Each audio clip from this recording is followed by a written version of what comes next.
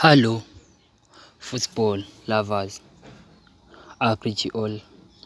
If it is your first time here on this channel, Injection Football TV, make sure you don't leave without hitting subscribe button and the notification so you notify next time I drop the video. So please like. So the data updated you today is that Kaizer Chiefs transfer news and updates. Kaizer Chiefs will decide in May whether to sign Jablo Blom permanent or send him back to SC Louis 6 FC. Loan proposal. Kaizer Chiefs are open to sending a player on a loan to Stellenbosch to facilitate the signing of Devin Titus. Fakrila K.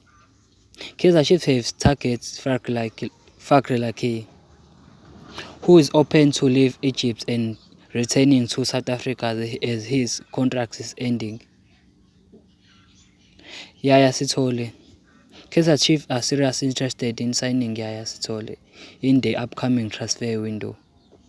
So, if you are new here on this channel, Injection Football TV, make sure you don't leave without hitting subscribe button and the notification so you notify next time I drop the video.